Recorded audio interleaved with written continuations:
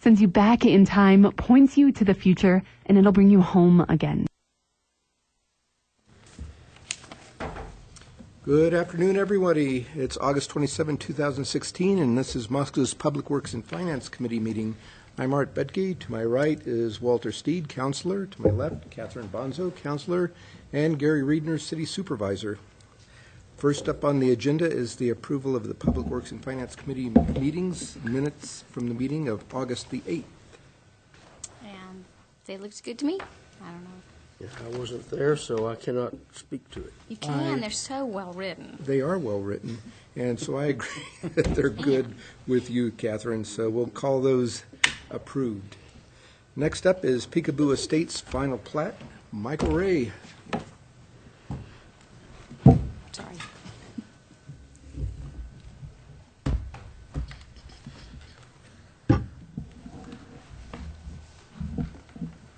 Good afternoon. Hi, Mike. So I just wanted to go over the final plat for Peekaboo Estates addition to the City of Moscow that went through preliminary plat earlier this year. And so the applicant submitted the final plat for this subdivision. Just to remind yourself where it is, out on North Orchard Avenue, about 9.3 acres in size, outlined in red there. Pretty much comes out to the intersection of Highland Drive as well as the extension of Lanny Lane to the east within Slonaker Drive area. This would be the plat that's superimposed on top of the aerial in the area, so you can see the extension of Lanny Lane.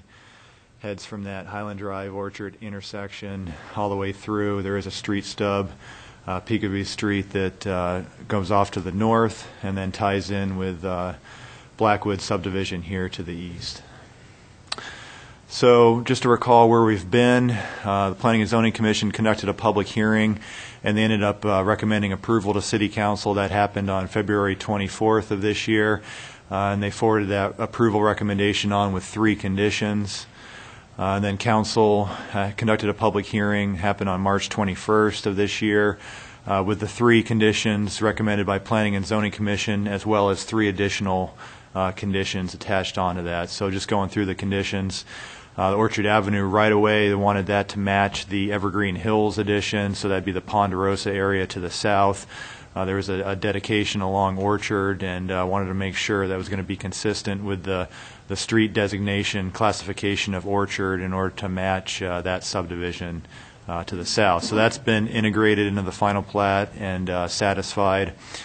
And then public utilities shall be extended to the northern subdivision boundary in Peekaboo Street, so that's the stub, street stub heading north. And that's in order to, as property develops to the north, ability to have city services to run to those properties. And then developer needed to verify that Peekaboo Street was going to be viable for future extensions to the north. So if you recall from the aerial, there was a series of freshwater ponds on the properties to the north. Wanted to make sure that the bearing of the road was going to be able to curve and miss those to the east. And so the applicant's engineer, Scott Becker, had taken a look at that and verified that that was going to be doable to the north. And then, if you recall, at the intersection of Lanny and Orchard, the city was wanting to purchase Tract A, which was for a water booster station. Current water booster stations at the intersection of Orchard and Ponderosa needs to be upgraded and a new booster station built. And so the city was going to acquire that, and they needed to enter into a purchase agreement because that hadn't been done at the preliminary plat stage. And either that, they need to enter into the purchase agreement, or the applicant needed to adjust the lot in order to meet the minimum lot size and lot area for the R1 zone.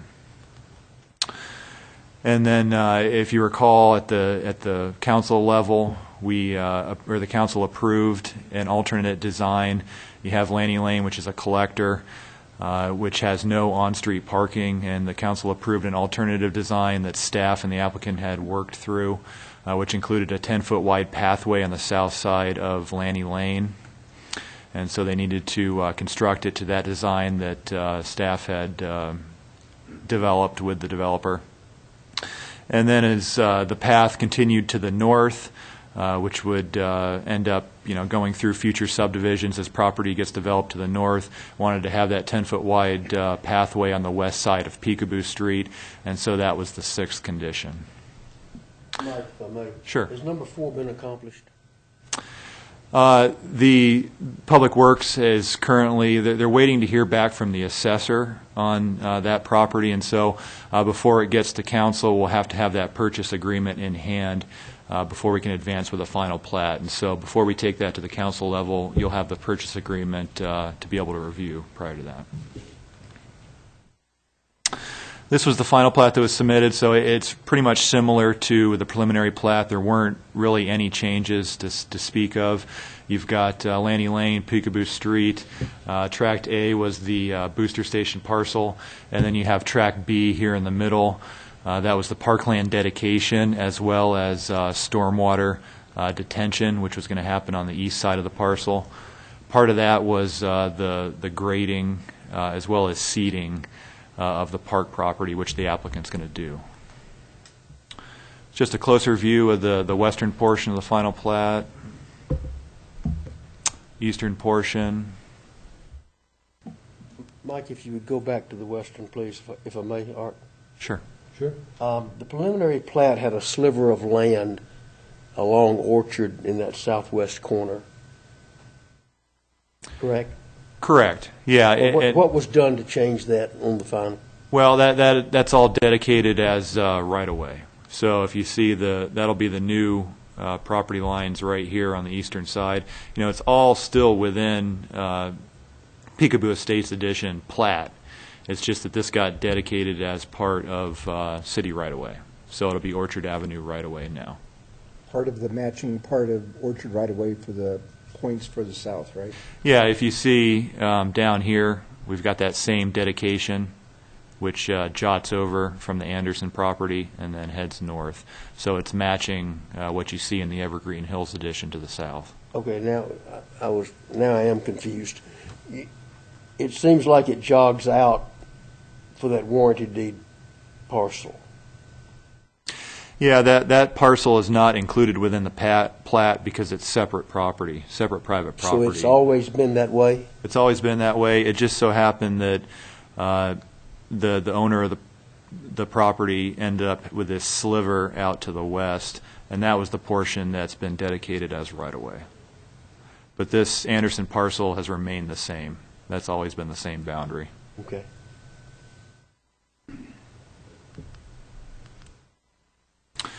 So staff has reviewed the final plat, found it to be in compliance with city and state code requirements, and recommendation is that the committee forward a recommendation of approval on to City Council.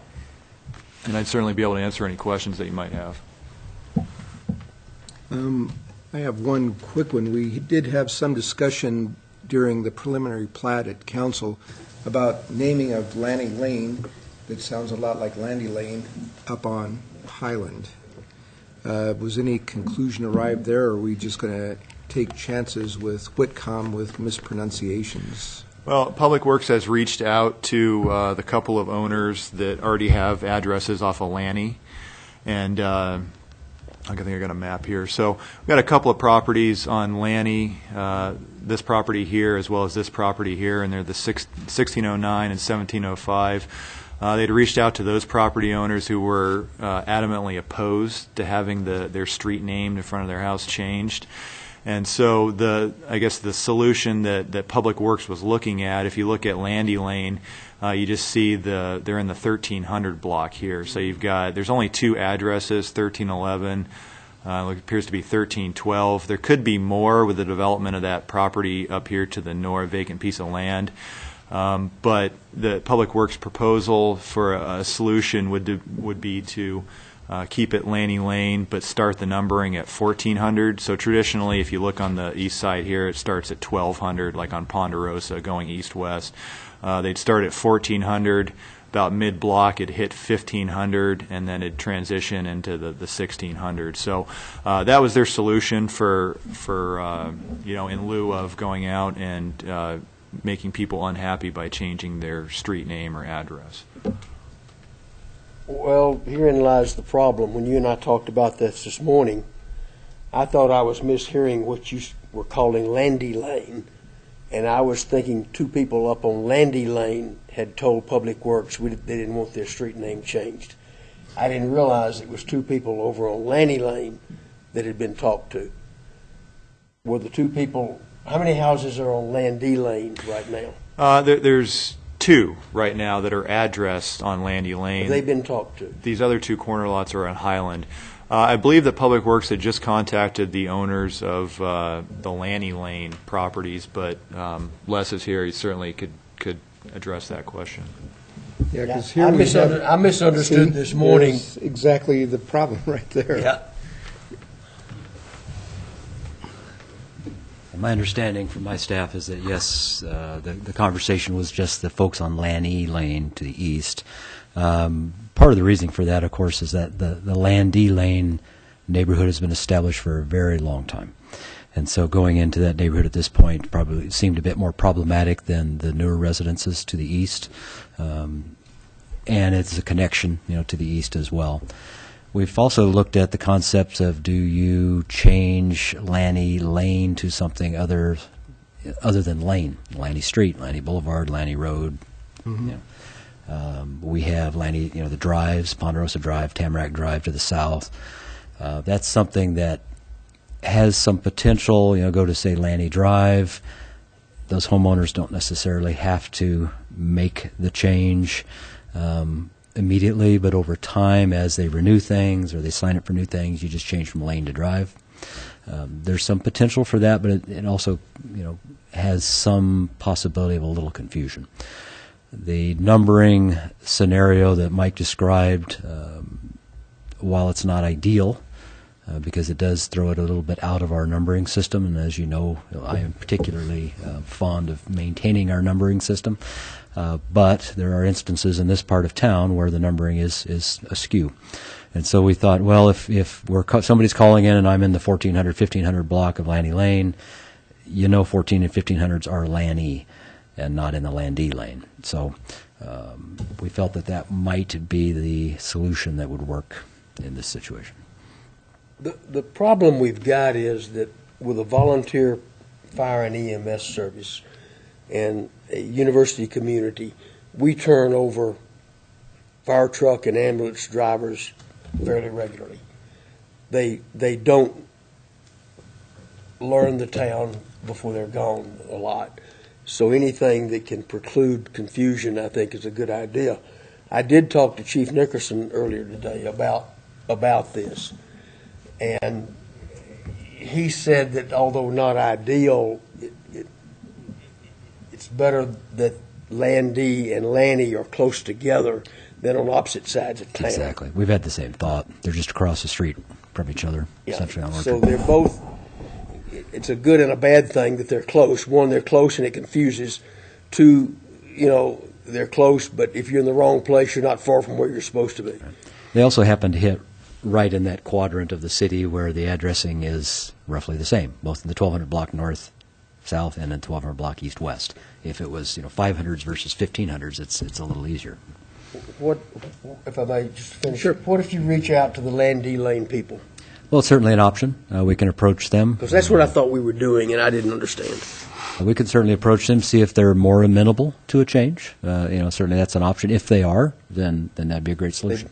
They both have a child named Sally, and Who knows? I think we've already got a Sally somewhere, but you get my point. But certainly, we can reach out to them and see if perhaps there's interest there or willingness there, and see how that works out. Gary. So, Les, Lanny Lane was part of the Slonaker Blackwood subdivision? That's correct.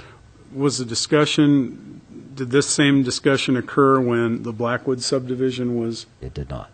Okay. It did not. I Which don't is know. a little bit strange. Yeah, it is odd because typically we pick up on those types of name similarities. For whatever reason, collectively, we did not, and so we went through that way. On Lanny Lane in the Blackwood subdivision, how this name change, if it occurred, would affect how many people? Just two that are addressed off of Lanny Lane. And only 3 on Landy. And Landy, 2 homes and 1 vacant lot, or actually multiple Because- vacant lots to the north. Because 1321 and there's an apartment underneath, and then there's the house, and then across the street there's a house, and so all those other numbers, 1272, 1311, 1312, that doesn't exist because it's part of this. There's not as many homes as it looks like on paper. There's really 2 that are impacted by Landy. So 1311, Yeah, there's just 2 here, 1312. 1311, 1312.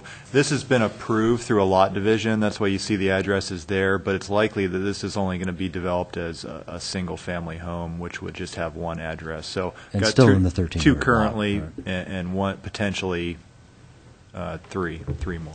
Very Well, it seems to me that, I mean, it's workable, it's in the same quadrant of town, they're close enough together, but shouldn't we be looking at whether if there's a decision that's going to be made, that it ought to be made now? And if there's a chance to reduce confusion, seems to me that if we're affecting 2 lot owners in each of those instances, that a decision ought to be made to make a change. Yeah. And certainly the city can do that. I mean, we can determine that it's appropriate to change the street name, and that's just what happens. Obviously, there's an It's impact to the inconvenient, you homeowners, bet. and because you have to deal with all of your change accounts. everything. and But it all might be those worth addresses. approaching the Landy Lane people and seeing what they We can think. certainly approach them to see if there's more willingness and interest in doing that. I think also in the Lanny and Landy Lane situations, the names have some connotations for the people. I think the The Lanny developers Lane are- is the developer's wife. Is that correct? That's Could- what the testimony at could Planning be. and Zoning Commission was, that, Okay. Mr. Sloniker's, part of it, some portion of his family, her name was Lanny, as well as some people that lived over there in Highland Drive area, that Landy was named after somebody associated with that development as well. So, that was kind of the testimony at Planning and Zoning Commission. Well, there's a second place, if none of the homeowners are willing to budge, I like the idea of, instead of Lanny Lane, the new Peekaboo edition, maybe go for Lanny Drive or something like that, which, you could still be Lanny, but then as you're changing addresses on an annual basis with your Sindus your new name, Lanny Drive, and try for that maybe. Yeah, I think just in the interest of public safety, that the less confusion you can cause is obviously the best. Certainly. So anyway, maybe work on that over the next week and see what kind of progress can be made. And anything else? And other than number 4, condition number 4. Yeah, it's likely we probably won't have that in time for the September 6th meeting, and so it'll probably give us a little bit more time to work on this before it goes to council. Okay, well, it's about enough time for both issues then. I just had one more question that had to do with my education. Some people had asked me, because that the road that comes, that's in the very middle where the stormwater goes down into Evergreen, yeah, and then is there a booster station, or is that just going to be just stormwater? For stormwater, there's no booster station there. Just storm. There would be sanitary sewer, and storm will extend south off of the new development, Right. just about midway east-west, Okay. through an easement that exists to Tamarack Drive, Okay. and tie into the system there. Thank you. Just making sure. For me. Okay, so put it forward and stick it on regular agenda. Yes, sir. Okay, next up, Peekaboo Estates Developmental Agreement. Bob Bevell. Thanks, Mike.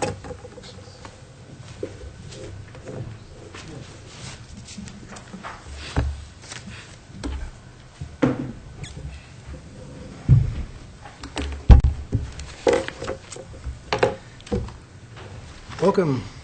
Good afternoon. Let's see. I'm here today to bring to you the development agreement for the Peekaboo Estates. This agreement is basically lays out with the developer their the requirements and kind of what their obligations are towards building their subdivision. It lays out what needs to be done if they want to start building lots prior to finishing completion of the subdivision. It lays out their security requirements for warranties on all the improvements that need to be done on the subdivision at completion. And it goes through the parkland dedications required and the street tree requirements, the payments to the street tree fund. They're pretty similar to the ones that we do for just about every subdivision. So, Yeah, just for your edification, Catherine, development agreements are utilized when a developer wants to start platting out and building on these before all the public improvements are in. So it's just a way for the city to be assured that the required public improvements will be built. So there's a security provision that if a developer does not finish up the improvements as promised, then we go in and we utilize that security to put the improvements in ourselves. It hasn't happened very often. I can only remember one situation. Ridgeview.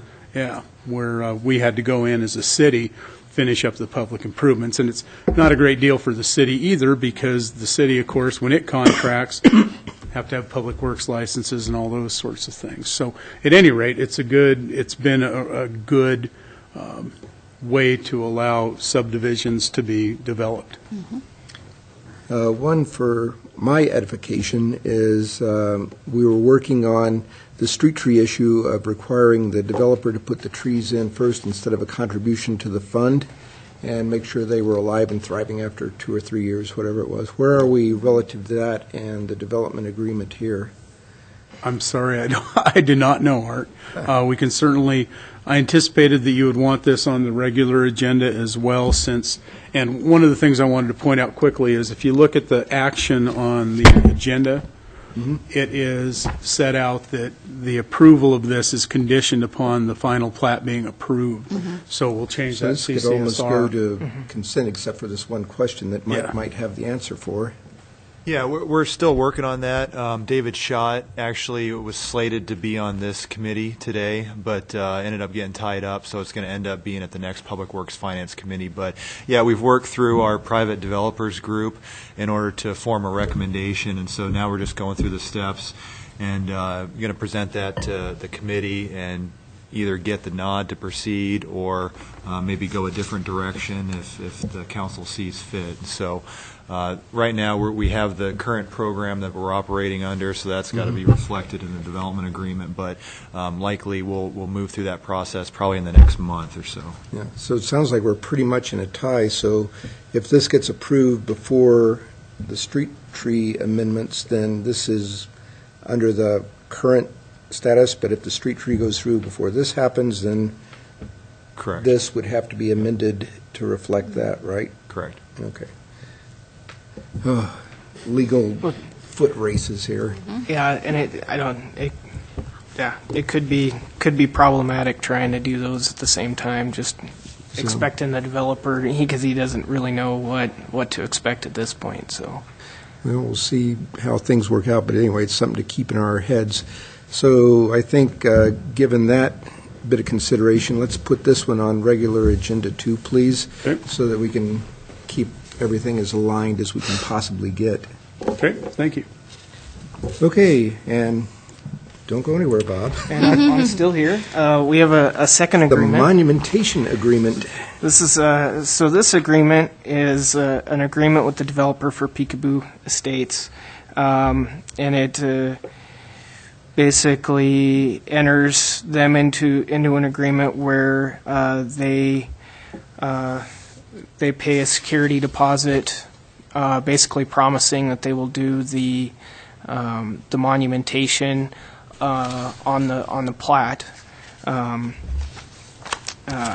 prior to being able to sell their lots and whatnot. And so if they fail to do the monumentation for the plat, we have the security deposit. We come in after the fact and we hire somebody to do it. I guess I could clarify what the monumentation is. This is Maybe for Catherine's benefit. the, Do you know what they are? monumentation is laying out all the survey stuff, so all the property pins, and then also the monuments on the center line of the street that surveyors would come in and use later to redo that stuff. So it's a pretty common cookie cutter thing, kind of. So is this also predicated on the approval of final plat? Yes, if you look at the agenda, I think it says the same thing. So I think this one can just go on the consent agenda. Don't need to talk about this one a lot on regular, I don't think. If I may, Yes. we might be able to bundle these two together, too, in the same action, or subdivisions of the same action. I guess I'm a little bit loath to put it on consent agenda if you've got these other things with the same set of circumstances. Shouldn't take a minute. It'd be my recommendation that we okay, stack them all on regular, if you don't mind. Yeah, regular, please. Okay. Yeah, It you don't, keeps you things don't want to cleaner. approve the monumentation on the consent before you've done the other two. Yeah, it'll be conditioned, but there's just an element that might confuse people. Okay, Okay, no thank you. worries there. If not us. We're never confused by Thanks. anything, Walter. Thank you, Bob. Thanks, Bob. Next up is Main Street Improvements Master Services Agreement. Les McDonald again.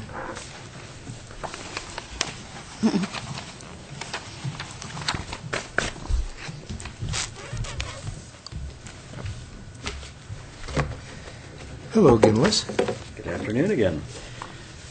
Well, the concepts of making improvements to Main Street have been around for some time, and for those of you that have been on the council a bit, you'll recall that we've had some goals set in the past goal-setting process with the idea of beautification of the downtown, extension of the downtown feel to the north. Those goals eventually worked their way into part of our strategic plan, and we have then worked to try to advance those types of improvements in the downtown area. With the pending bond issue that we're looking at in the spring, we've been identifying which types of projects would be appropriate for funding under that bond measure. And the Main Street improvements came to the top along with the others that we've discussed in the past. So the idea here is that we would look at making changes essentially at the intersections where we can along Main Street, really between 1st and 7th. The extent of those improvements would vary by intersection. For instance, 3rd Street being a state highway, State Highway 8 through there, has some limitations in what we can do in the intersection and out on the highway section. On the other streets, if we are in the historic district versus outside of the historic district, there potentially could be some different approaches there as well. Each intersection is a little bit unique. Some of them have different configurations, 4-way versus 3-way intersections. Just the layout, the topography varies.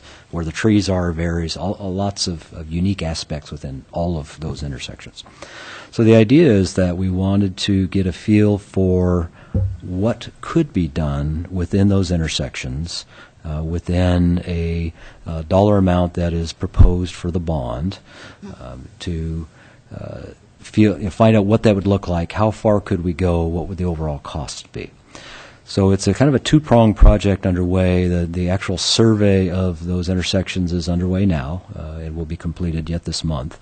But then we want to go beyond that and take that survey information and have a firm look at what could the intersections be based upon the physical characteristics of those intersections. So structurally, what fits?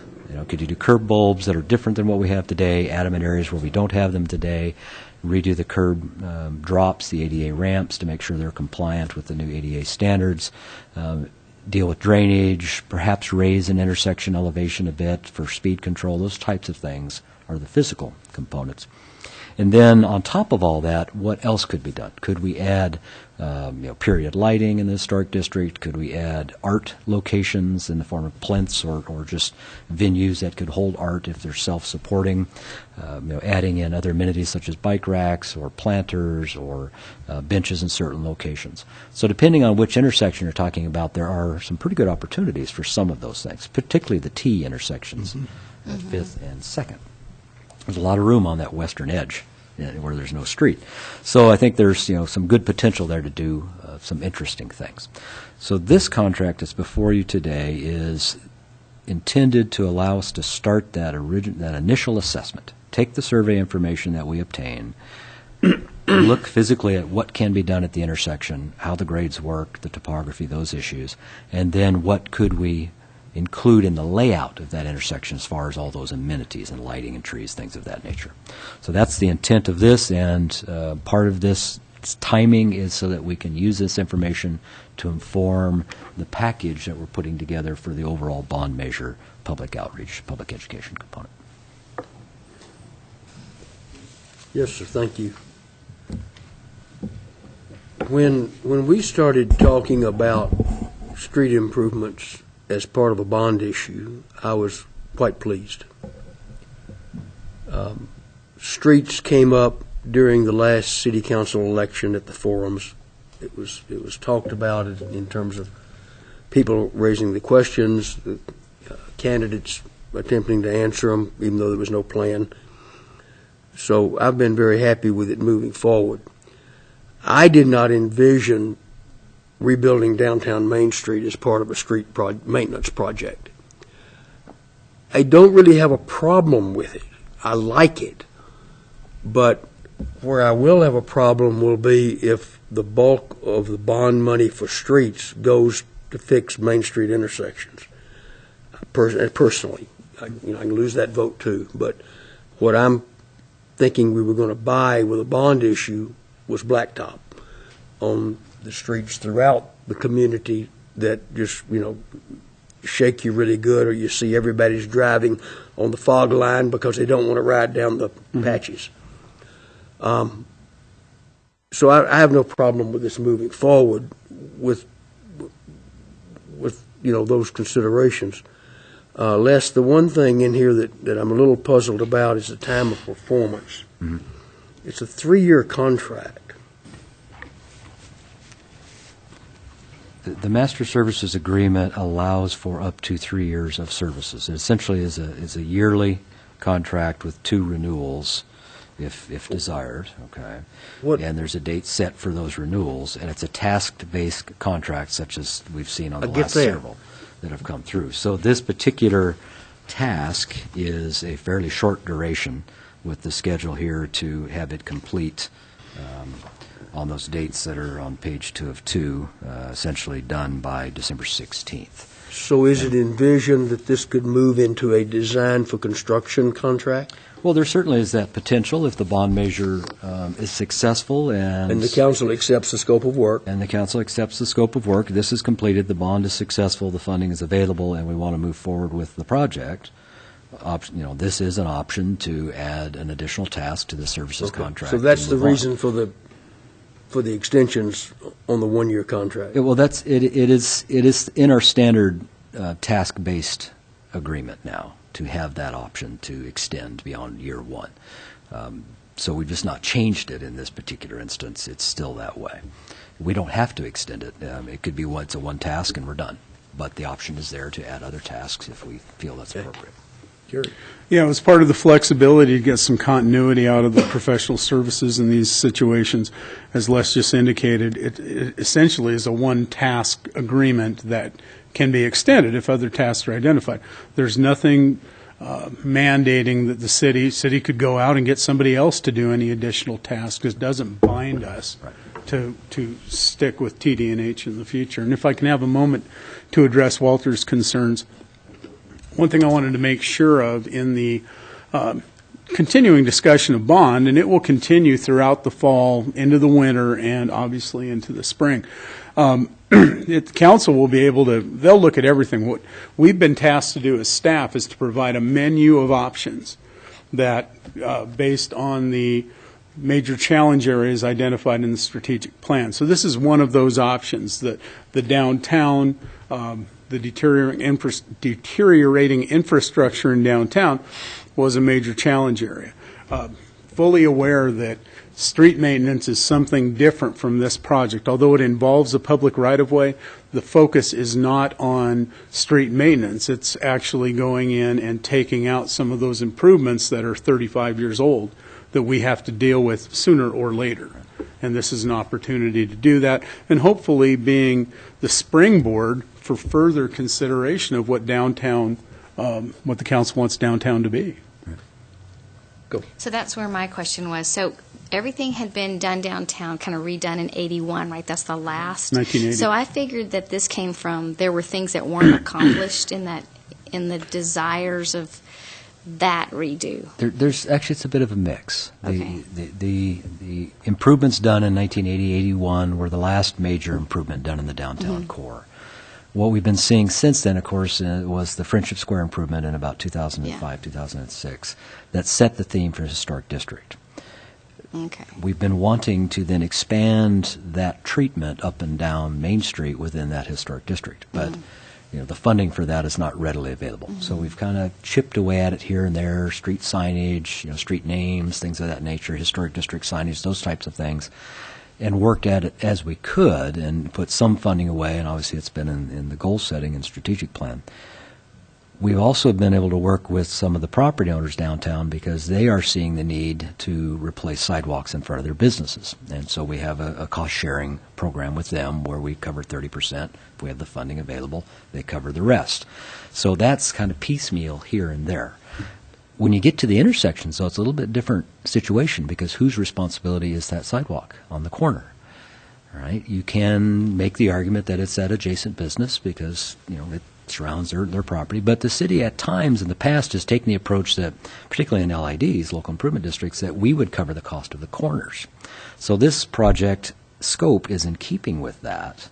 But it also, as Gary says, would provide some impetus to, I guess, encourage folks that in that corridor to continue to make improvements in front of their particular businesses. So as we make those improvements, all the intersections are in better shape. We've got other spots where work has already been done. Let's keep that rolling and work with the chamber and businesses to do that. The pieces that are probably missing that were not included in the original or in a form that still exists anyway would be, do we have enough bike racks downtown? Well, the answer is always no. We don't, and so we need to add those. Those weren't put in 81. They've been added since then, the ones that we have.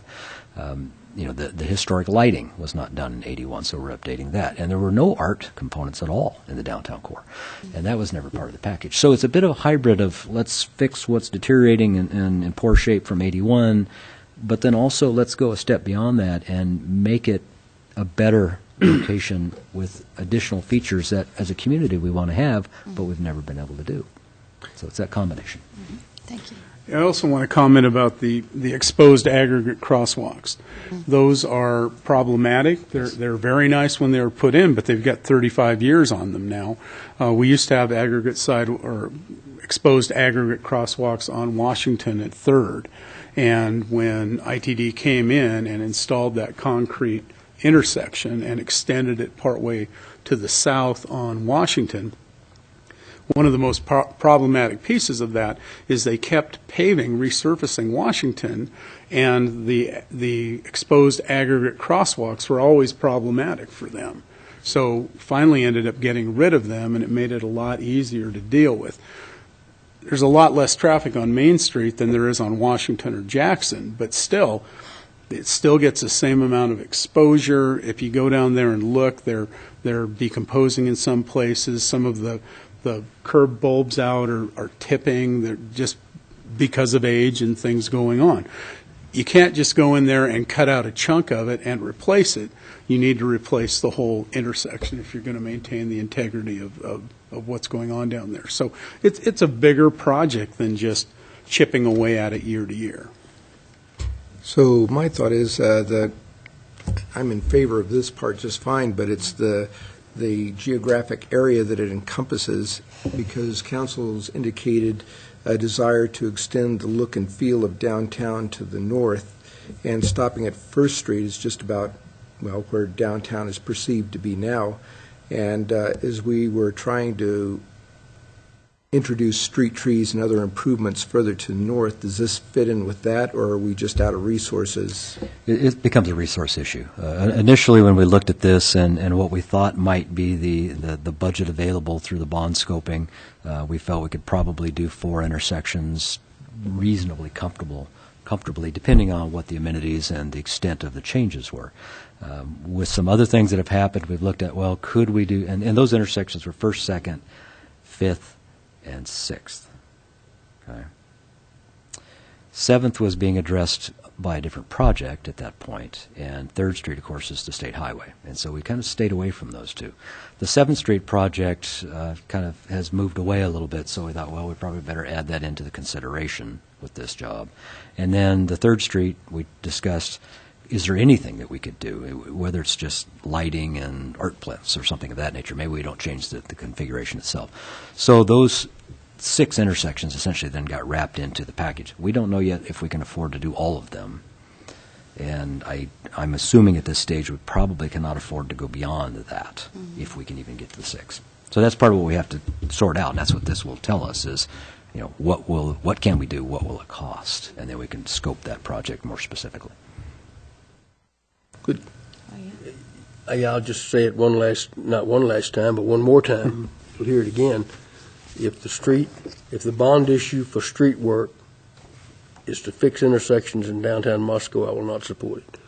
If it does not include black in the neighborhoods, on the arterials, in the residential areas, where we got a lot of streets that are just plain beat up and old and haven't been maintained because of lack of money, I want to see that as part of the bond issue part.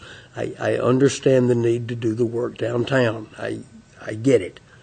But I would just hate to see what seems to be an aesthetic, although it isn't, situation displace real infrastructure work on Picker Street.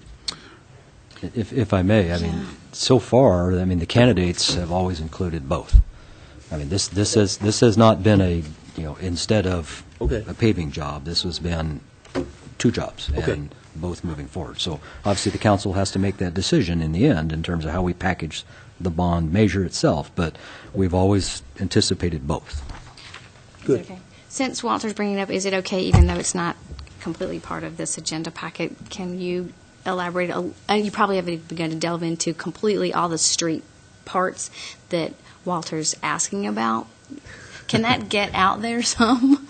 Well, we'll get there. Yeah, if I can, and there's an update coming to council. We've formed technical advisory committees for every element of the bond issue up till now, and those elements include, as you read in the paper, they include a police station, fire apparatus, parks development, downtown, city shop, and paving, or street maintenance. So we'll develop each of those, and each of these technical advisory committees will put together a package. And it may be a unit package, as I suspect will be in the street maintenance. For this amount of money, we feel we can do this many streets. This is a prioritization of the streets. It may be something like that. We haven't gone far enough to be able to really comment on it, except that we've been working on it about, well, the kickoff is September 1st, so we're just starting on that process now. But we'll be bringing elements to you as we progress, and we'll be in a position to bring updates to you on at least a monthly basis, and then in January, the full-blown recommendation. The council can, at that time, direct whatever they want to do. If they want an element taken in, an element taken out, expand this element, withdraw that one, we can do any of those things. And so then what you're saying is in January is when we start the real education about what... Well, we'll have discussed a lot of things, but this is what we want the bond to be in January. Based on the direction we have now, we'll have our work done so that council can then say, okay, you've done what we asked you to do, tweak it this way, or do whatever. But exactly. You won't have the full-blown recommendation until then. Okay. That's good. Thank you. Okay, all that notwithstanding, I'm good with this to put it on consent I am too. It's fine. Yes, please. Thank you. Okay, Les, Public Works, Maintenance and Operation Facility Assessment Master Services Agreement, There you go. Good which is a title. mouthful. It is. The goal here really is to take the first step in what we see as the ultimate redevelopment of what we call the Public Works Shop site that we've been operating out of for a lot of years. And it's been something that's been on the radar screen for the city, and particularly for Public Works Department, for a long time, to the point of, I think there was additional land acquisition around the original site, just before I got here, so 15 years ago or more, In with the subdivision up conjunction there. with the Parkview Estates Yes. subdivision. Yeah, just before I got here. So quite a while ago, some additional land purchased with the idea that over time we would eventually reconstruct or redevelop the site to modernize it and bring it into this century. So it's something near and dear to the Public Works Department. Parks Department also operates out of that facility, and within Public Works, of course, we have street and fleet with components of water and sewer there as well. So it is a very busy location. It is a facility that is, I think, in its sixth decade at least at this point. Obviously varying ages on different components within the facility. The layout of the existing facility is not the best in terms of efficiency, and it has some topographic challenges, those types of things. Within the facility study that was done for all city facilities a few years ago, there was a little bit of work done on this site and some ideas in terms of what options you could pursue for redevelopment of the property. Also a little bit of work in terms of what would be the space needs, that type of thing, but not in great detail. I mean, they were doing the whole city at that point, all of our facilities, so it's just one piece. This particular contract is meant to delve further into that. What actually can be constructed on the property, what physically fits, what are the actual space needs, and ultimately what potentially are the costs associated with this improvement. As Gary mentioned in the bond issue, one of the candidates for funding within that issue is a portion of this project. And so we need to have a little better feel for, okay, what is the overall cost of this project? We've always had a number in our capital program that's just kind of staff generated. We think it's an okay number, but we need to know, have the experts who do this kind of work give us a little better feel for it.